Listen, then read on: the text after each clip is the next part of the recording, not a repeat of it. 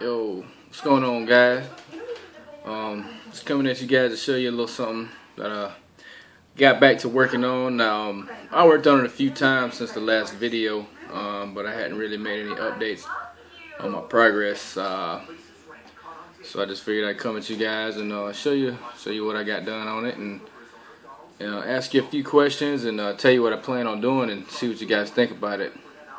You've seen the previous videos. It was a tribute to Gavko's Excalibur. I hadn't been on here in a while, but you know, before I got started on it, you know, I chatted with him a few times via message on YouTube, and you know, told him what I wanted to do, and he was cool with it. So the previous two videos, you know, one was the blank that was heat treated and holes drilled and all that. Second one, I had a handle on it, and still it didn't have an edge on it, but the handle was done. You know, it was just a kind of like a high polished steel, you know, oak handle with orange liners. But I made a few changes and gave it my own flavor. Kind of gave it a, well, I'll show you. But anyway, let's see what it looks like.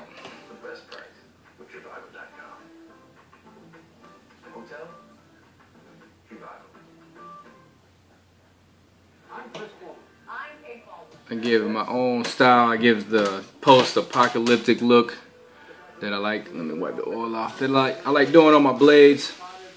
I do like the, you know, the polished blades and the satin finishes and all that, but I like the post-apocalyptic look. You know, that been through hell and back, zombie slayer, whatever you want to call it. But I just like that. Acid stain, stone wash, and I experimented with a little bit of copper, little copper tone. I think it kind of goes with the theme a little bit. I even stone washed the oak, so you can kind of see it gave it that rugged, beat up, you know, been through it all. Look, handles, liners, everything, all acid stained, all stone washed.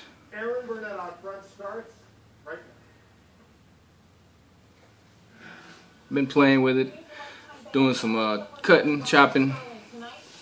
It's a pretty good chopper. You know, I wouldn't go slamming it into a piece of dried oak and then trying to pry it out, you know, at an angle, because I got a pretty nice thin grind. It's nice, nice and thin. The rick, it does pretty nice with a wrist flick. You know, it'll take down some, you know, decent sized binds and stuff, you know, just with a wrist flick. But what I plan on doing is, I want to do the sheath, but I want to make it like moly capable.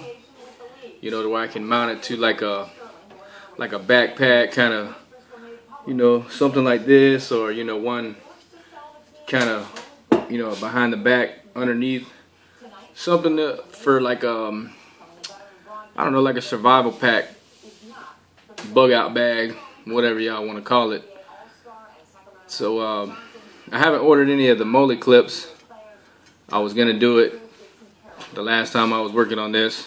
Hadn't gotten around to it, but if any of you guys know what the whole layout is for the the moly clips, let me know. If not, I'm probably gonna order some anyway. But sometimes I get a little impatient. I want to make the sheath now, but I'll probably just wait and wait till I get the hardware that way I can lay it out and, you know, see where it's gonna fit good and get it all set up. I got a few more larger blades that I've started. 3 of them I have profile. One I got ground out, ready for heat treat. One I have. Those 3 are 1095. Tried to heat treat in the 1095 on my own, but it's just not a thing I can do. No, I mean, 1095 is kind of a tricky steel. It's not as forgivable as the 5160. So for heat treating, I'll probably stick to 01 or 5160, to, you know, things that I can do in my forge for these larger blades that I want to heat treat myself. But the 1095 and other steels like some of the stainless. I actually want to do a version of this in the N690. So I'll have to send those off to Peters or whoever. Peters is the only person I've dealt with so far, and they're awesome. So I'll probably use them. But this thing works well.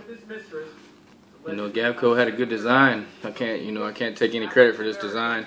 I mean, I varied away from his slightly, which, I mean, most knife makers get their ideas from other knives and other knife makers, and they just create their own little flip on it and their own taste.